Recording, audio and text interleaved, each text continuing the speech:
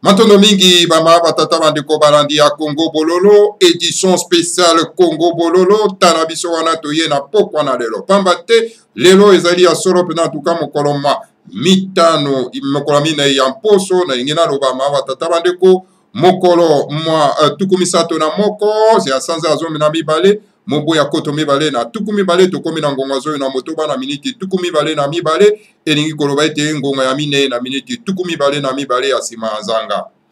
Bama batata bandeko balandi ya Congo Bololo topesi bino banso bayenge bambote pe balosako na bino banso ezali wa bino molobeli mbuta bopele bobala na ye na pokwa na édition spéciale Congo Bololo. Alors, na yango mama batata bandeko balandi ya Congo Bololo, en tout cas, lelo toye solo penda na édition spéciale. Yango na bani na kotombe la bino solo penda en tout cas mobu ya suka ya mbula ya mama batata bandeko epe mobu ya malamu ya mbula ya sika ya 2021 mama batata bandeko. Mama batata bandeko, l'air est très grave. L'air est très grave parce que bama batata bandeko balandi ya Congo Bololo na kati na prison ya Ndolo, donc il y a l'hécatombe kuna na kati na prison ya Ndolo bama batata bandeko balandi ya Congo Bololo. Hécatombe ndenge nini parce que bandeko na biso oyo bazali solo pena en tout cas ya makesa mabundu ya Congo, donc ba oyo bazali ba défenseur ya le grand maître de Mandanse Milongi ya Congo Nema Kandala. Alors donc bama batata bandeko donc bazali ko sikombe un par un kuna na kati na prison ya Ndolo. Alors bama batata bandeko balandi ya Congo Bololo esengeli tozonga na bino na sima pona kolakisa bino comment est-ce que bandeko na biso oyo solo pena en tout cas bazali ko sikombe solo pena na prison ya Ndolo bama batata bandeko balandi ya Congo Bololo. Boyebi le 24 avril 2020 et pas en tout cas les éléments terroristes, il y a Hippolyte Kanambe et il y a Chilombo, en tout cas bakenda qui sera pendant ko terroriser les grands maîtres de Mandanse na kati na palais royal bobo sana angote bama batata bande kolanda Congo Bololo et pas wapi sera pendant en tout cas objectif na bango ezala ki pona ko éliminer les Mandanse mi bama batata bande kolanda Congo Bololo. Alors donc l'absence ya ko éliminer les grands maîtres de Mandanse mi, alors donc Zwaki kinapa ki soro pena en tout cas bande konabiso oyo bazali soro pena en tout cas défenseur de la liberté, donc tobengi bango soro pena ba makesa mabundu ya Congo et pas wapi soro pena en tout cas memaki bango soro pena en tout cas na kati na prison et pas oyo wapi basila ki komema bango soro pena na prison ya bandundu ba ma batata bandeko. Alors question tozali ko tuna ba ma batata bandeko pe nazali ko tuna na bino bozali balandi ya Congo Bololo et que bandeko na biso wana est-ce que bazali ko mériter vraiment le mauvais traitement wana bama batata bandeko balandi ya Congo Bololo. Botala ndenge ba oyo balobi ke baza ko se prétendre que baza ko diriger mboka. mais baza ko diriger mboka plus pire que ba colonialiste ba ma batata bande ko landa Congo bolo même na tango solo pena en tout cas ya colonisation belge vraiment ba nyokolo ki bato ya solo pena ko kata bato maboko mais oyo tozali ko mona lelo ezali pire vraiment donc ya colonisation belge ba ma batata bande et pourtant bazali koloba ete bazali ko prétendre ete bazali baindo bazali ko kamba mboka ba ma batata bande ko landa Congo bolo ok tout simplement bana misala ya bapaya pona kosala sale besoin. Alors bandeko na biso oyo bakangaki bango le 24 avril 2020 na palais royal, donc il n'avait pas mindoki na maboko bazalaki atane eloko moko te oyo ekoki ko mettre en péril n'est-ce pas la République bama tata bandeko landa Congo bolo. Alors tout simplement parce que ils étaient là pour défendre n'est-ce pas notre leader Nemwanda Nsemi. Alors donc et voilà Kokenda, ko-terrorisé bango avec 5000 éléments terroristes déguisés en uniforme. Il y a FARDC, il y a la police nationale, plus de 500 chars de combat. Oye kenda qui sera pena ko kenda na asso na kati na palais royal et par les grands maîtres de Madasemi et par puis bon monaka na ba image ya ma tata bande ko lande ya Congo bolo l'humiliation oyo ba humilia qui sera pena les grands maîtres de Madasemi. Alors donc na esika wana oyo papi ba zalaki na intention ya ko éliminer les grands maîtres de Madasemi en commençant par ko kataye macheti. Alors donc, ils n'ont pas réussi à éliminer les grands maîtres de Madasemi jusqu'à ce que Bamema qui est sur en tout cas na kati na CNPP pour na koluka ko tobolaye batonga po ete ya ko kobela liboma et comme ils n'ont pas réussi alors Bamema qui est sur na clinique universitaire et pas wapi pour la tobolaye tonga ya COVID-19 de façon que akufa na bokona ya COVID-19 bama tata bandeko et là encore ils ont échoué lamentablement bama tata bandeko la Congo bolo.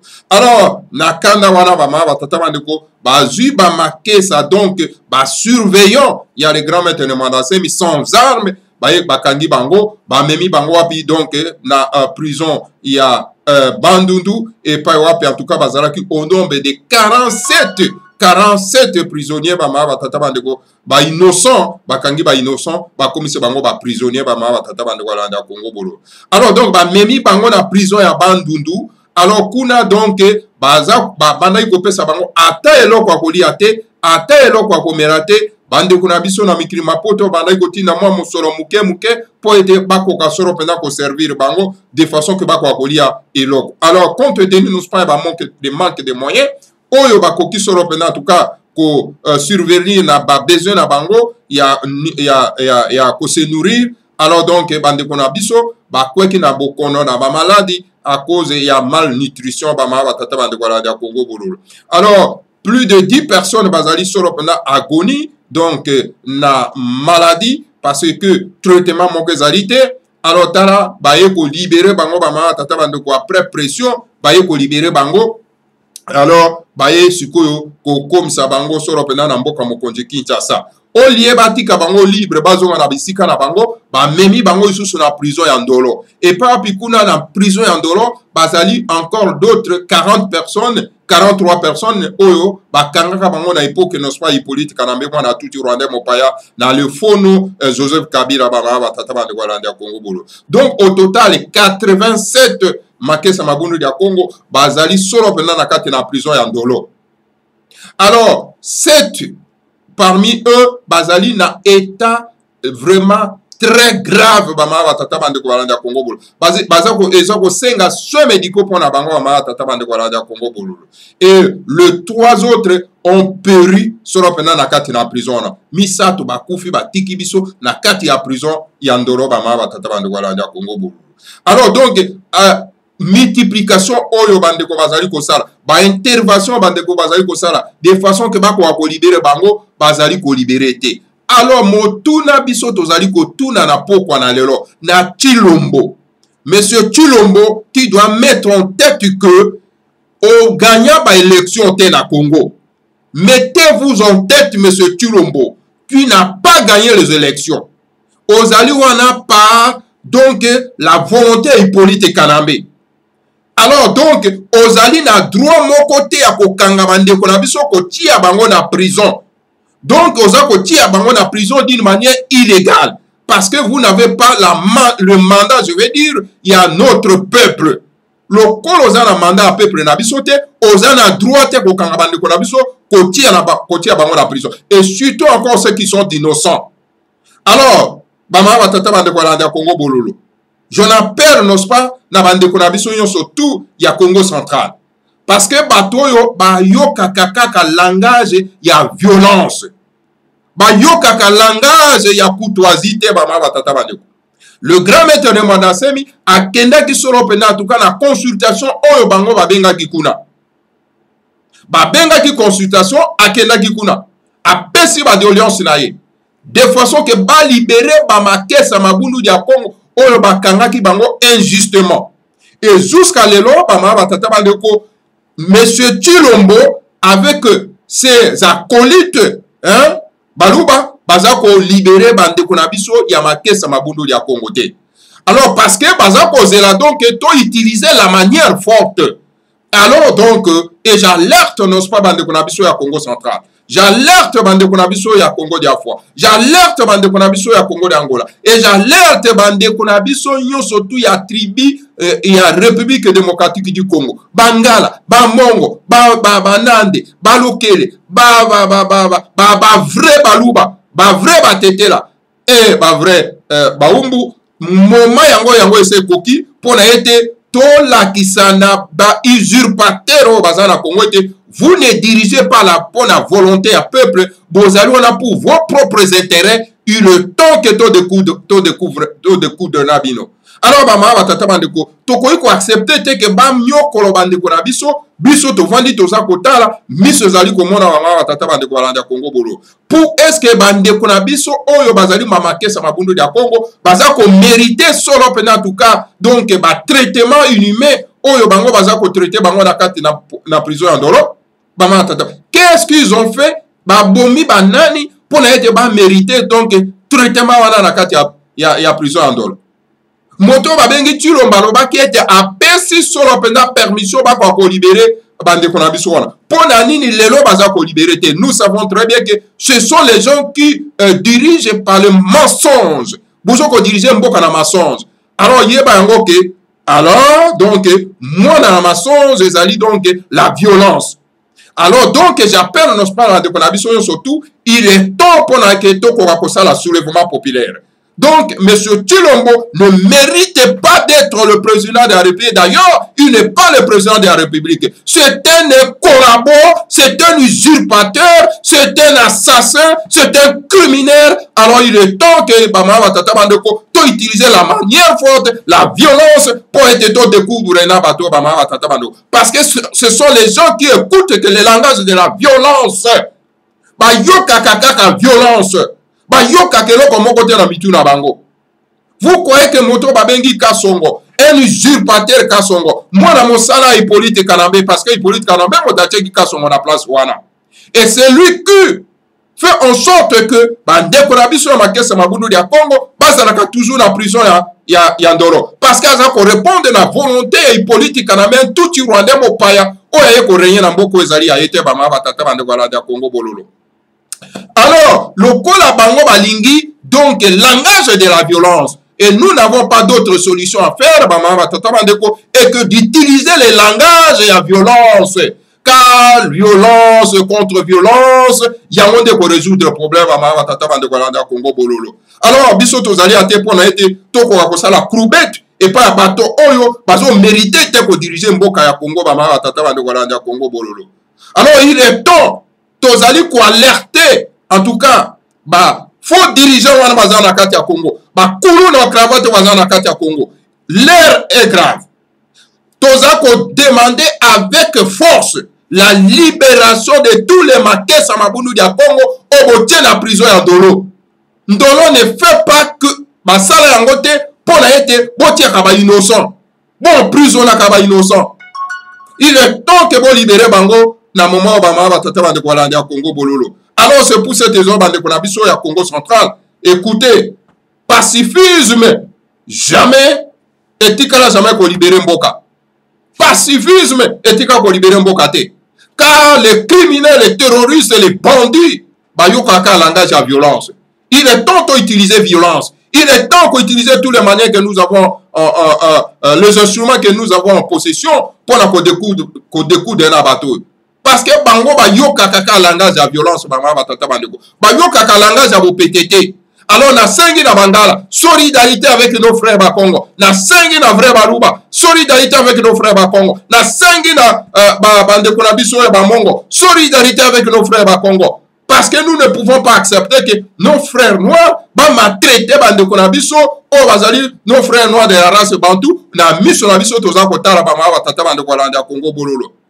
Alors, ce sont des groupes de voleurs, de vautours, bah y a pouvoir pour la copier mboka, toti kabango ba pied mboka. Bah ma tata wande kwa landa Congo bololo. Bota la ndenge ba confiner bino. Pendant que bah yebi très bien que malabokono ya oyo ya mokilima poto ezali na kati na Congo te. Mais baza ko maltraiter bino et vous acceptez donc état de choses wana ba ma tata wande kwa landa Congo bololo. Bah lobi na biso na français que le ventre affamé n'a point d'oreille et tozali comment dans le coin na Congo, donc le ventre affamé a des oreilles. Alors donc ezali vraiment la contradiction donc na badage ya balokota oyo bapa ya bamemela kibino bama batata bande kwa la Congo bololo. Alors bana ya Congo botelema, il est temps totelema. Hippolyte Kanambe Chilombo to bimisa na mboka na biso ba mama tata bandeko soki Chilombo na Hippolyte Kanambe ba bimi na mboka na biso te mboke ko bonga te esengeli to te coup de na bango ba mama tata bandeko. Utilisons tous les moyens à notre possession, les fraîches mabanga bandika banjete ko beta bango yoso tout ba bima na mboka na biso ba mama tata bandeko. Honnêtement nous en avons marre pour la kotala été bato moko boy ba usurpateur moko boy ba bato moko ba assassin ba criminel ba terroriste moko boy ba fana na mboka pona ko yoko bande ko na biso to fanda ka to yoka ba discours na bango ya lokuta discours ya ba moyibi ba ma ba tata bande ko la ya Congo bololo. Chilombo, nous vous mettons en garde. To lobi na yo bimisa ba makesa mabundu ya Congo oyo bazali ba prisonnier personnel na kati na ndolo. Ce qu'on a qu'on répondre na volonté Hippolyte Kanambe parce que Hippolyte Kanambe a ko diriger yo to lobi na yo bimisa ba makesa mabundu ya Congo.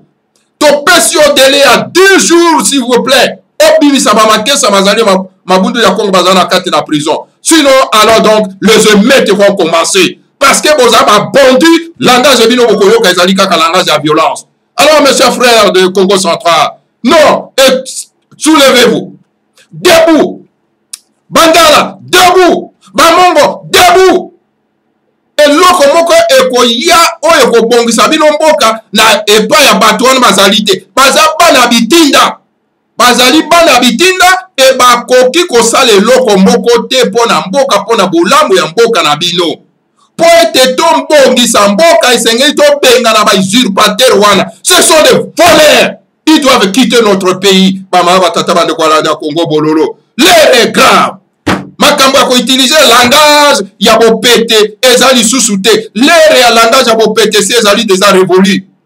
Alors bana ya Congo central, bana ya Congo diakati, bana ba Mongo, bana bangala, pas vrai baluba, pas vrai ba Mongo, pas vrai banande, pas vrai lokele, il est temps de coudre na batouille.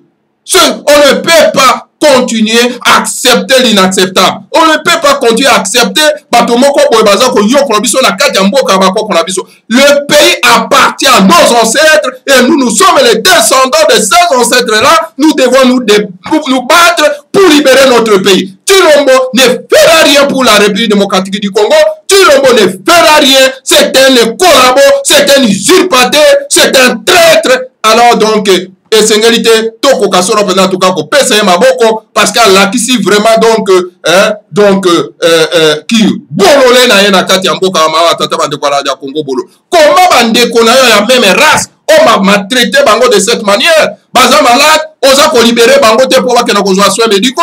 Pourquoi est-ce que bazo mérité ba traitement ya modèle wana na mboka na bango moko mboka wana est-ce que ezali ya yo?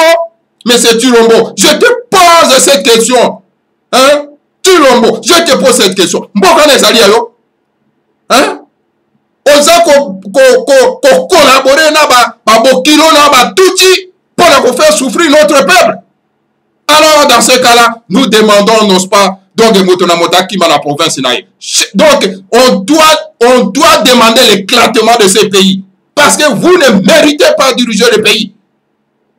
Hein? Vous dirigez le pays par défi. Bozo ça la défi na banane. Dans notre peuple, bozo chosifié bango. Oh, comme ici bango ba bololé. Bazo koka kote le maté, vous profitez de la faiblesse à notre peuple. Alors nous demandons au soulèvement de notre peuple. Nous ne voulons plus de vous au pouvoir dans notre pays. Vous devez quitter notre pays. Si on est comme président Kassai, on n'a pas besoin de toi parce que tu es un traître. Tu as trahi et tu continues à trahir. Quitte notre pays. Tu ne mérites pas à la tête du pays. Vous êtes qu'un usurpateur, un terroriste, un criminel. Quitte notre pays. Allez fonder votre république au Kassai, au sud Kassai. Vous comprenez?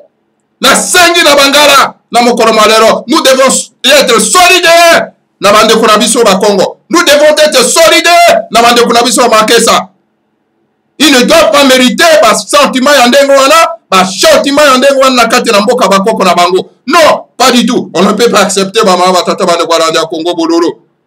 Donc, je lance cet appel na bande kunabiso ba Congo central.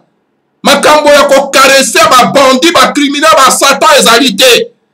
Satan ayokaka langage ya violence. Utilisons la violence pour nous découdre la bataille. N'attendez pas le fusil d'ailleurs, utilisons les moyens de bord que nous avons en possession. Tozali na ba makula, tozali na mabanga, tozali na ba flèche, tozali na ba instruments de nos ancêtres que nous devons utiliser pour nous combattre nos pas terroristes ou criminels ou ba yoko sambo kanabiso wa tata bandeko.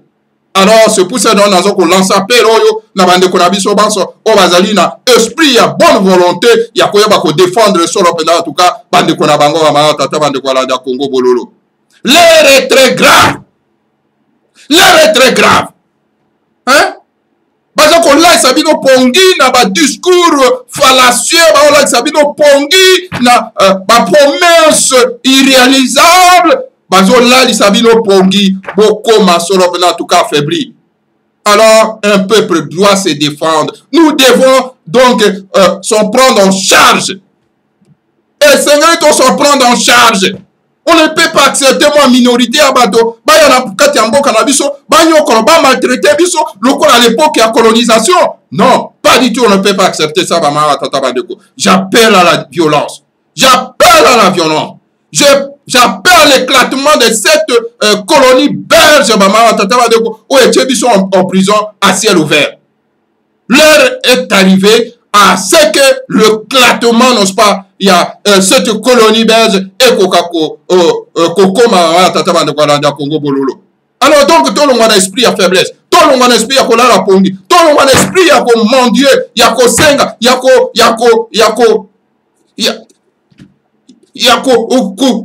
luka eloko moko songolo boye mama tata bande ko bayoka o mawa non mama tata bande ko la Congo bololo likambo yako bondela yako lomba ezali susute parce que batwana to lobi na bango langage ya bopete bazali ko yoka te parce que bako tikala ko yoka langage ya bopete te bako yoka kaka langage ya violence. Vous comprenez mama tata bande ko alors motoloko la tiro mbazamo na etinda c'était moi na etinda. Hein? C'est pour ça qu'on a perdre de temps dans mboka bapaya. Hein? Pour que nous avons conseil à bapaya, pour que nous avons bana sombi en mboka ya Congo. Talande ka batie bino na confinement, na situation moko misérable. Pendant que banzene ezalité, pendant que ba moyen de transport batie en possession de, pendant que bilo que ça du combattant prix, pendant que hein? Bozoli amala mute, banda kwa kola les alités, misa les alités, batia bino na confinement, bokoli a nini. Mes chers frères et sœurs, un peuple affamé, c'est un peuple qui n'a pas des oreilles. Alors un peuple qui n'a pas des oreilles, alors qu'est-ce qu'il fait? Il se soulève contre bateau baza konyo kolobango. Ba comme si bino ba mouton la kati mboka. Pendant que nous bozo mérité ko za ba mouton na mboka na bino te, boza ba payate. Bo comme lokola ba pa na kati mboka na bino et non ba pa ya ba komi suko ko donga na mboka na mboka na bino. Non, prendre conscience, l'heure est grave, il y a qu'à prendre conscience. Et je lance cet appel ce soir. Na bande ko rabiso yon surtout. Bato e bako tikala ko yoka langage ya bopetete. Moto lokola ka songo. Un prostitué Hippolyte Kanabe yokanisa ko yoka langage ya bopete. Ako yoka langage ya bopetete. Utilisons les moyens en possession pour la découdre na Kasongo. Kasongo motatie qui est na isika wana inspecteur de la police ce qui ce moto babengi Hippolyte Kanambe mwana touti rwandais mo paya.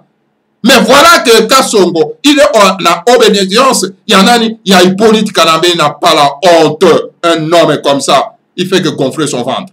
Alors, Congo Bololo. Alors, donc, il est temps, il y a que Koleksa Ketozali Mibali, Congo Bololo. Donc, Batouala va aller au service à Bapaya. Va aller au service à Bissoté. Mbokezali à Bangote, ils ne peuvent pas prendre le paix en otage. Quoi, Kangabande Konabiso, donc, illégalement, côté à Bango la prison, qu'on m'a traité Bango. Alors, ils ont peur de quoi? Vous avez peur de quoi? Monsieur Turoko, je te pose la question. Ozo Bangani. Hein? Ozo Bangani. Parce que vous allez paresseux un fainéant. Vous allez un fainéant. Ozo Kangabande Konayo. Yabaïndo, Ozo maltraité Bango. Bazan la prison. Bazan le loko akoli ate. Bazan la soin médicote. Il meurt en prison. Et vous les laissez mourir en prison. Et vous prétendez d'être un président de la République. Président de la République, il y a Tchanana. Congo Bololo. Alors donc, ton petit délai 10 jours sur nos frères de Makessa Mabondo de Congo, nos frères de Congo, nos frères de la race Bantou, pour libérer Bangote, alors le soulèvement populaire doit avoir le jour. Potosira Anabino. Parce que c'est ce que vous voulez. C'est ce que vous voulez. Voilà, Congo Bololo. Le message, on a écopé ça sur le en tout cas, il y a Congo central, il y a Congo d'Afoi, il y a Congo Gabon, il y a Congo Angola, et des tribus, toutes les tribus, il y a République démocratique du Congo, Oyo Bazali na esprit, il y a solidarité avec nos frères Congo, Oyo Bazako, Bama traité Bango Nakati à prison en Doro, Bama Batata de Congo Bololo. Car le pays, ça à nous le pays nous appartient, le pays n'appartient pas à un groupe de voleurs, de vautours. Voilà. Que le Seigneur à Congo vous bénisse tous. Avec le Seigneur à Congo, nous vaincrons. Et puis, Toko Bengana, Banguna, Congo Bololo. Oyo ba yeko belisa mboka na biso peto ko tonga solo penda tukamboka na biso na modele ya ekipa ta kala ba mama tata bandeko matondo mingi na bino banso ezala ku bino molobeli buta bopero bobala uta mboka ba ya ba mama tata bandeko la Congo Bololo. Alors donc voilà, tombola miso tombola loboko ba mama tata bandeko tombola kosi ba mama tata ba tombola kosi ba mama tata bandeko la Congo Bololo pour être et longa et kokakoya. Matondo mingi na bino banso. Alors donc voilà, tokuta na bino mbala singma. Matondo.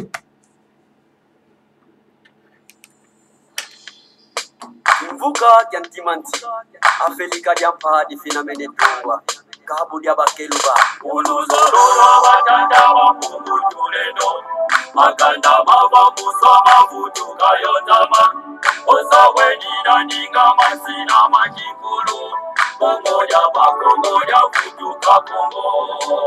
Uluzorora batata mapungu tulendo. Makanda mava musoma kutuka yotama. Osaweni na ninga masina makikulu. Kongoja bakongoja kutuka Kongo. Afrika ya Afrika. Afrika ya Marina Tumba. Afrika ya Afrika. Ya Bani Zina Menetua. Afrika ya Afrika. Afrika ya Marina Tumba. Afrika ya Afrika. Ya Bani Zina Menetua. Esi ya mbaya mbita peti wana kukongo.